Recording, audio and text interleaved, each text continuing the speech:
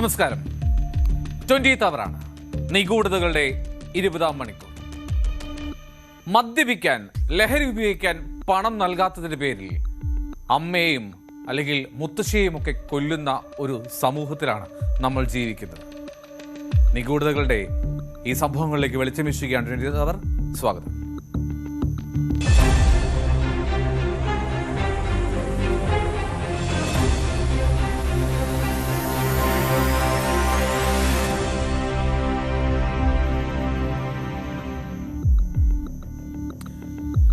മാവേലിക്കരയിലാണ് സംഭവം. മദ്യപിക്കാൻ പണം നൽകിയില്ല. സ്വന്തം അമ്മയെ മർദ്ദിച്ചു കൊലപ്പെടുത്തി ആ ദുഷ്ടൻ.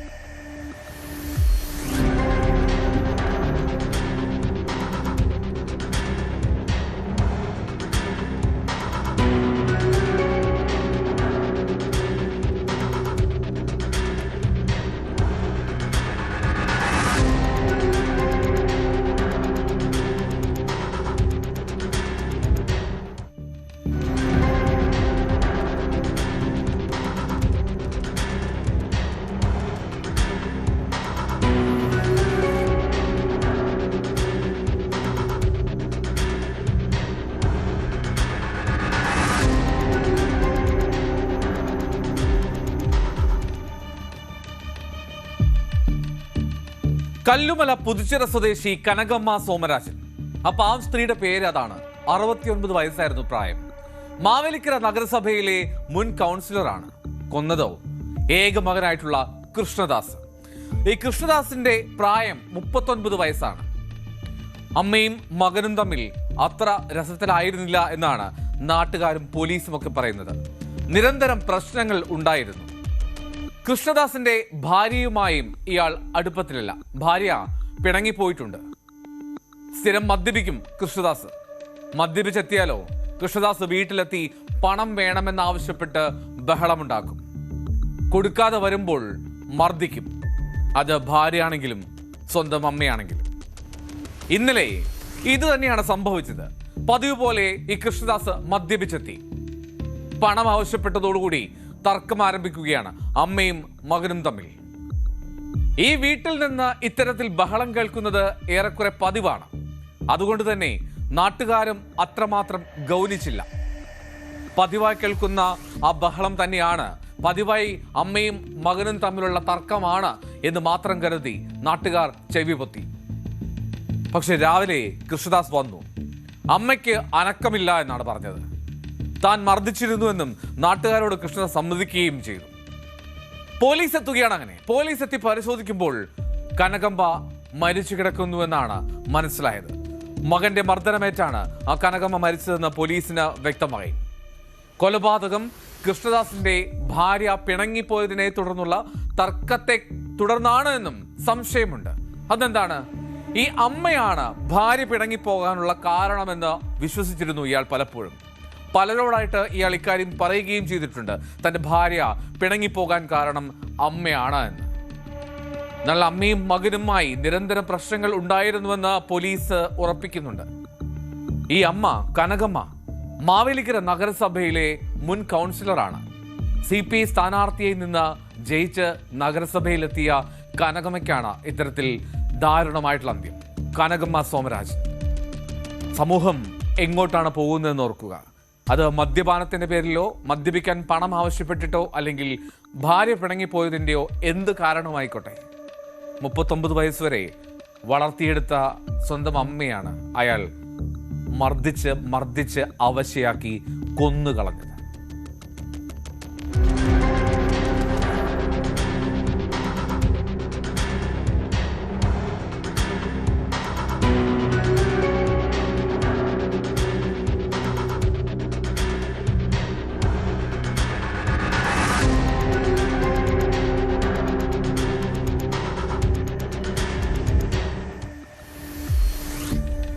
കൊല്ലം ചവറയെ നടുക്കിയ ഒരു കൊലപാതകം നടന്നു കഴിഞ്ഞ ദിവസം.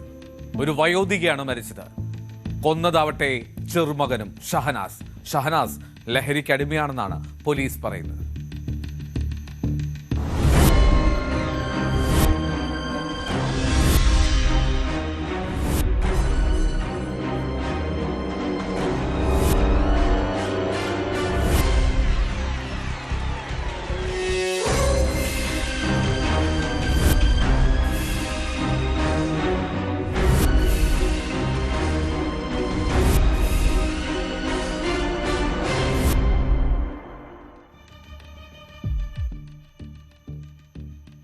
കണ്ടെത്തിയത് ആ നാടിനെ ആകെ ഞെട്ടിച്ച സംഭവമാണ്.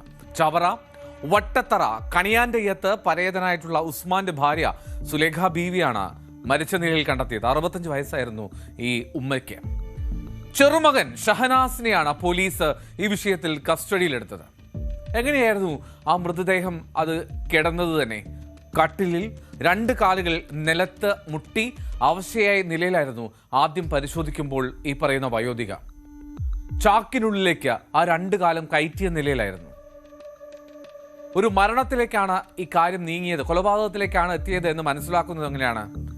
ഈ ഷഹനാസിന്റെ അമ്മയുടെ പേര് മുംതാസ് എന്നാണ്.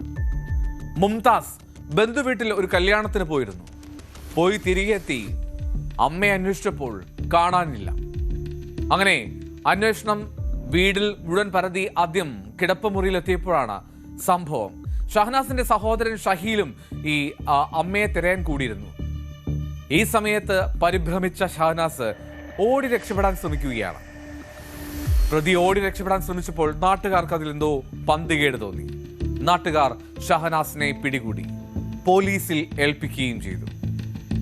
ഈ ഷഹനാസ് ആദ്യമായിട്ടല്ല ഇത്തരത്തിൽ ഒരു ക്രിമിനൽ സ്വഭാവം പ്രകടമാക്കുന്നത്. നേരത്തെ ഒരു വധശ്രമ കേസിൽ പ്രതിയാണ് ഈ പറയുന്ന ഷഹനാസ്. അതുമാത്രമല്ല, വേറെയുമുണ്ട് ഒരുപാട് കേസുകളിൽ. വീട്ടിലും ഇയാൾ സ്ഥിരം പ്രശ്നക്കാരനാണ്. ലഹരിക്ക് അടിമയാണ് എന്നും കുടുംബക്കാർ തന്നെ വ്യക്തമാക്കുന്നു. പണം ആവശ്യപ്പെട്ടുകൊണ്ടായിരിക്കും വീട്ടിൽ മിക്കവാറും ഇയാൾ വഴക്കുണ്ടാക്കുന്നത്. ഈ മരിച്ച സുലേഖ ബീവിക്ക് പെൻഷൻ കിട്ടുന്നുണ്ട്. ഇത്തവണ സുലേഖ ബീവിയുമായി തർക്കമുണ്ടായത് ആ പെൻഷൻ തുകയെ ചൊല്ലിയാണ് എന്നാണ് പോലീസിന്റെ അനുമാനം. ആ പെൻഷൻ തുക തനിക്ക് വേണമെന്നാവശ്യപ്പെട്ട് മുത്തശ്ശിയുമായി ആ പേരക്കുട്ടി വഴക്കുണ്ടാക്കുന്നു. ഒടുവിൽ പോസ്റ്റ്മോർട്ടം റിപ്പോർട്ടിൽ പറയുന്നതനുസരിച്ചാണെങ്കിൽ ഒരു ഷോളോ ബെഡ്ഷീറ്റോ എടുത്ത് കഴുത്ത് മുറുക്കിയാണ് സ്വന്തം മുത്തശ്ശിയെ ആ പേരക്കുട്ടി, ആ ചെറുമകൻ കൊന്നുകളഞ്ഞത്. വൈകിട്ട് 3 മണിവരെയൊക്കെ ആ വീടിന് പുറത്ത് ഈ സുലേഖയെ കണ്ടവരുണ്ട്. പക്ഷെ പിന്നീട് സുലേഖയെ കണ്ടവരില്ല. സുലേഖ ബീവിയുടെ കൊലപാതകത്തിന് പിന്നാലെ ഈ മുംതാസ്, അതായത് ഷഹനാസിന്റെ അമ്മ, അവരും ആത്മഹത്യാശ്രമം നടത്തി. കാരണം അവർക്ക് കണ്ടു നിൽക്കാൻ പറ്റുന്നതിനപ്പുറമായിരുന്നു. സ്വന്തം മകനാണ് ഇത്തരത്തിലൊരു ക്രൂരകൃത്യം ചെയ്തത് സ്വന്തം അമ്മയോട്. പ്രതിഭാഗത്ത് മകൻ, മരിച്ചത് സ്വന്തം അമ്മ. അവർ ആത്മഹത്യക്ക് ശ്രമിച്ചതിൽ എങ്ങനെ കുറ്റം പറയാൻ കഴിയും? സ്ഥലത്ത് അപ്പോൾ പോലീസ് ഉണ്ടായിരുന്നു. പോലീസ് ഉള്ള സമയത്ത് തന്നെയാണ് കതക് കുറ്റി അകത്ത് കയറി അവർ ആത്മഹത്യാശ്രമം നടത്തിയത്. അങ്ങനെ പോലീസ് ആ കതക് പൊളിച്ച് ഉള്ളിൽ കയറി മുംതാസിനെ രക്ഷപ്പെടുത്തി. ഈ സമയം ഷഹനാസ് വീട്ടിലുണ്ട്. ഏറ്റവും ഒടുവിൽ വിശദമായിട്ടുള്ള ചോദ്യം ചെയ്യലിൽ പ്രതി കുറ്റം സമ്മതിച്ചു. ഏതാണ്ട് 7:30 കൂടിയാണ് ഈ അമ്മയെ ഏതാണ്ട് മരിച്ച നിലയിൽ കണ്ടെത്തുന്നത് വീട്ടിലെ കിടപ്പുമുറിയിൽ. നേരത്തെ പറഞ്ഞല്ലോ, ആ കാല് രണ്ടും ഒരു ചാക്കിൽ കയറ്റി വെക്കാൻ പാകത്തിനാണ് വെച്ചിരുന്നത്. കാലിൽ ആ ചാക്ക് ഇങ്ങനെ തൂങ്ങിക്കിടക്കുന്നുണ്ടായിരുന്നു. പ്രതി എന്താണെങ്കിലും കുറ്റം സമ്മതിച്ചു. എന്തിനു വേണ്ടിയാണ് ആ കൊലപാതകം ചെയ്തത് എന്നുള്ളത് ഏറെക്കുറെ വ്യക്തമായി വരുന്നുള്ളൂ എങ്കിൽ പോലും കൂടുതൽ തെളിവെടുപ്പൊക്കെ വരും ദിവസങ്ങളിലുണ്ടാകും. റിമാൻഡിലാണ് ഈ പറയുന്ന ഷഹനാസ്.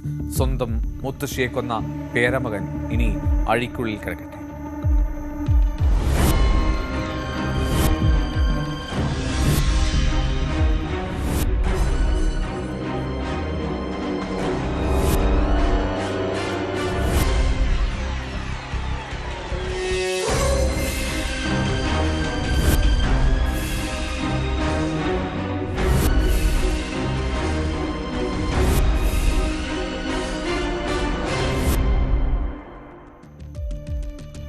കേരള കലാമണ്ഡലം ചെറുതുരുത്തിയിലെ ആ കലാക്ഷേത്രത്തെ അറിയാത്തവരാരാണുള്ളത്?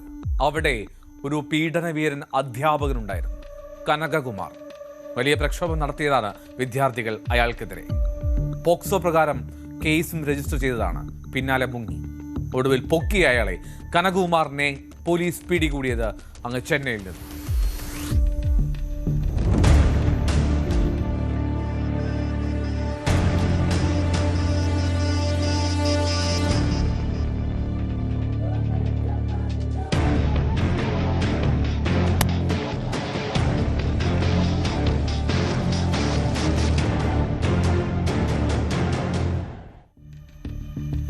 ചെറുതുരുത്തി കേരള കലാമണ്ഡലം അവിടെ വിദ്യാർത്ഥികളെ ശാരീരികമായും മാനസികമായും പീഡിപ്പിച്ചു എന്നുള്ളതാണ് ഈ കനകകുമാറിനായിട്ടുള്ള കേസ്.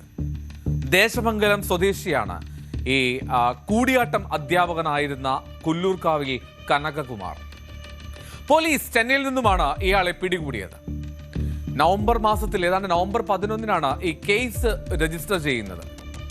കലാമണ്ഡലത്തിലെ VC നൽകിയ പരാതിയിന്മേലാണ് വിദ്യാർത്ഥികളുടെ മൊഴിയെടുക്കുന്നത്. ആദ്യം സർവകലാശാലയിൽ തന്നെ അല്ലെങ്കിൽ കലാമണ്ഡലത്തിൽ തന്നെ ഒരു അന്വേഷണം നടന്നു.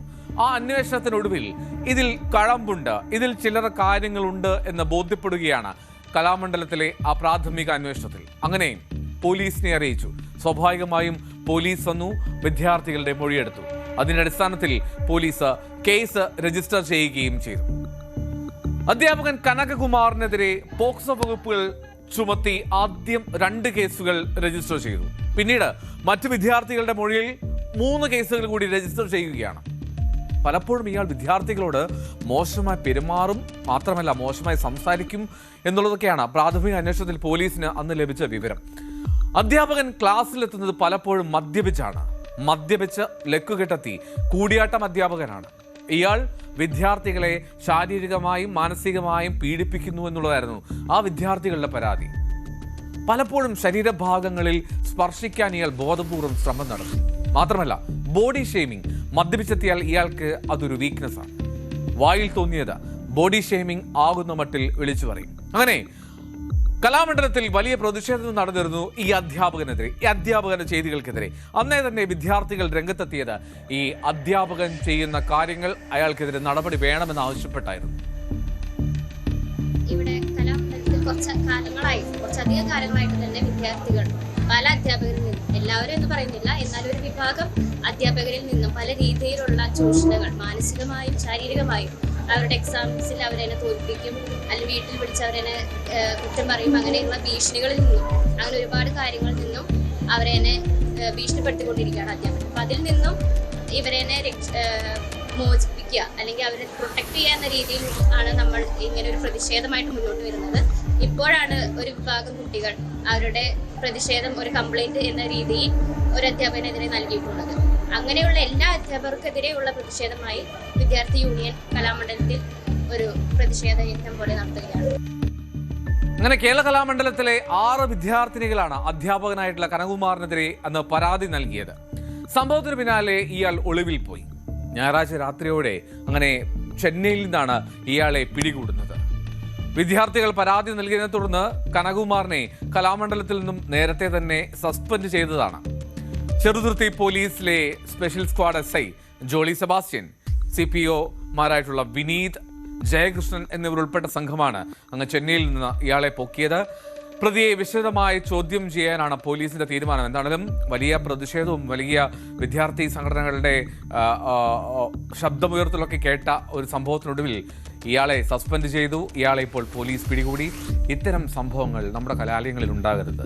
അത് മറ്റുള്ളവർക്കും അല്ലെങ്കിൽ ഈ വൈകൃതമുള്ള അധ്യാപകനോ അനധ്യാപകനോ ആരുമാവട്ടെ അവർക്കൊരു പാഠമാകണം. ഇത് കനകകുമാറിനെ പോലെ അകത്തു പോകേണ്ടി വരുമെന്നുള്ള ബോധ്യത്തിൽ മുന്നോട്ട് പോകട്ടെ. ഇനിയും ആവർത്തിക്കരുത് നമ്മുടെ കലാലയങ്ങളിൽ ഇത്തരം സംഭവം.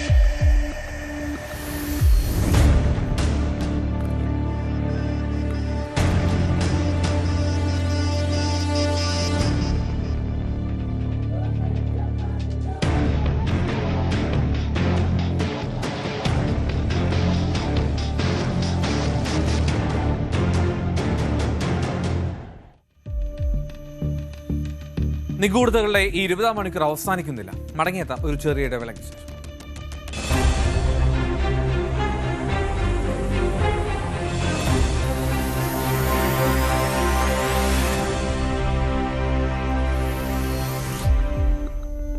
നെയ്യാറ്റിൻകരയിൽ ഒരച്ഛൻ്റെ ഉപദ്രവം സഹിക്കാൻ വയ്യാതെ 9ാം ക്ലാസ്സുകാരിയുടെ ആത്മഹത്യാശ്രമം.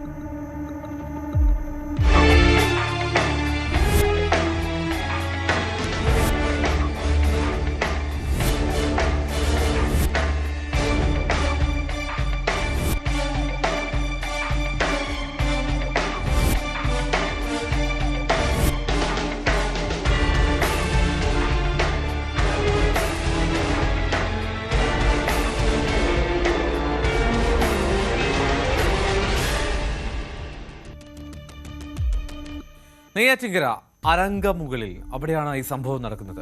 പിതാവിന്റെ ക്രൂരമർദ്ദനമാണ്. അത് സഹിക്കവയ്യാതെ ഒരു പെൺകുട്ടി ആത്മഹത്യക്ക് ശ്രമിക്കുന്നു. അതും സ്കൂളിൽ പഠിക്കുന്ന 9ാം ക്ലാസ്സുകാരി.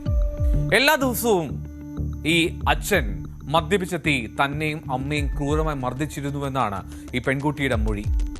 എല്ലാ ദിവസവും മദ്യപിക്കുന്ന ആളാണ് ഇയാൾ. മദ്യപിച്ചെത്തിയ ശേഷം വീട്ടിൽ പൂട്ടിയിട്ട് മർദ്ദിക്കും. മർദ്ദിക്കുക എന്ന് പറഞ്ഞാൽ കൊടിയ മർദ്ദനമാണ്. അവൾ പുറത്തുവിട്ട ചിത്രങ്ങളൊക്കെ കണ്ടാൽ ആർക്കും സങ്കടം തോന്നും. അവളുടെ കയ്യിലും മുഖത്തും ഒക്കെയുണ്ട് ചോരപ്പാടുകൾ. മർദ്ദനത്തിന് ശേഷം രാത്രി വീട്ടിൽ നിന്ന് പലപ്പോഴും പുറത്തേക്ക് ഇറക്കി വിടുകയും ചെയ്യും. അത്രമാത്രം ക്രൂരതയാണ് ആ പിഞ്ചു പെങ്കൊച്ചിനോട് ആ അച്ഛൻ ചെയ്യുന്നത്. പൊതുവഴിയിൽ വെച്ച്, അത് പുറത്താണെങ്കിലും അയാൾക്ക് യാതൊരു മടിയില്ല, അവിടെ വെച്ചും മർദ്ദിക്കാറുണ്ട് പലപ്പോഴും. ശനിയാഴ്ച രാവിലെ ഈ കുട്ടി ഒടുവിൽ അവർക്ക് അവരുടെ വല്ലാത്തൊരവസ്ഥയിൽ അവർ ഒരു ലൈസോൾ എന്ന് പറയുന്ന ക്ലീൻ ചെയ്യുന്ന സംഭവം ഉണ്ടല്ലോ, അതെടുത്ത് കുടിക്കുകയാണ്. അങ്ങനെ ആ പദാർത്ഥം കുടിക്കുന്നു. ഗുരുതരാവസ്ഥയിൽ ആശുപത്രിയിലേക്ക് കൊണ്ടുപോകുന്നു. ആന്തരിക അവയവങ്ങൾ ഈ ലൈസോൾ കുടിച്ച് പൊള്ളിയ അവസ്ഥയിലായിരുന്നു. ആദ്യം നെയ്യാറ്റിൻകരയിലെ ജനറൽ ആശുപത്രിയിലാണ് എത്തിച്ചത്. 14-കാരിക്ക് പക്ഷേ കൂടുതൽ ചികിത്സ നൽകണം എന്നുള്ള തീരുമാനത്തിൽ നേരെ തിരുവനന്തപുരം മെഡിക്കൽ കോളേജിലേക്ക് മാറ്റുകയും ചെയ്തു. വീട്ടിലെ അവസ്ഥകൾ കാണിച്ച് ഈ കുട്ടിയുടെ അമ്മയും ഈ കുട്ടി നേരത്തെ തന്നെ പരാതി നൽകിയാണ്. ഈ കുട്ടിയുടെ അമ്മ ഒരു സ്വകാര്യ സ്കൂളിലെ ജീവനക്കാരിയാണ്. ആ യുവതി മുഖ്യമന്ത്രിക്ക്, SP-ക്ക്, വനിതാ കമ്മീഷനിൽ പരാതി നൽകിയിരുന്നതാണ്. പക്ഷേ ഒരു നടപടിയും ഉണ്ടായില്ല. കഴിഞ്ഞ ദിവസം കുട്ടിയെ മർദ്ദിക്കാൻ ശ്രമിച്ചത് സംബന്ധിച്ചും നെയ്യാറ്റിൻകര പോലീസിലും ഒരു പരാതി നൽകിയതാണ്. പക്ഷേ അതിനും നടപടി ഉണ്ടായില്ല. ഇത് ആ പരാതികളൊക്കെ ഒന്ന് ചെവിക്കണ്ടിരുന്നുവെങ്കിൽ ഒരു പക്ഷേ ആ കുഞ്ഞിന് ഈ ആത്മഹത്യാ ശ്രമം നടത്തേണ്ടി വരില്ലായിരുന്നു. ഇപ്പോൾ ആശുപത്രി കിടക്കയിൽ അങ്ങനെ ഗുരുതരാവസ്ഥയിൽ കിടക്കില്ലായിരുന്നു അവൾ. പെൺകുട്ടിയുടെ ഫോണിലൂടെയുള്ള ശബ്ദ സന്ദേശമൊക്കെ പുറത്തു വന്നിട്ടുണ്ട്. സ്കൂളിൽ പോകാനോ പഠിക്കാനോ സമ്മതിക്കാറില്ല എന്നും എപ്പോഴും മർദ്ദനം തന്നെയാണെന്നും ആ പെൺകുട്ടി ദൈന്യതയോടുകൂടി പറയുന്നുണ്ട്. മർദ്ദനത്തിൽ പെൺകുട്ടിയുടെ കൈക്ക്, തലയ്ക്ക്, മുഖത്ത്, കാലിലും പലയിടങ്ങളിലും ചതവും മുറിവും ഒക്കെ കാണാമായിരുന്നു. ഇത്തരത്തിലുള്ള മാതാപിതാക്കൾ, ഇത്തരത്തിലുള്ള പിതാവ് മദ്യപിച്ചെത്തിയിട്ടാണെങ്കിൽ പോലും സ്വന്തം കുഞ്ഞല്ലേ എന്നുള്ള ഓർമ്മ പോലും ഇല്ലാതെ ചെയ്തു കൂട്ടുന്നത് വളരെ കുരുന്നിലെ ആ മുട്ടിനെ നുള്ളിയെടുക്കുന്നത് പോലെയല്ലേ.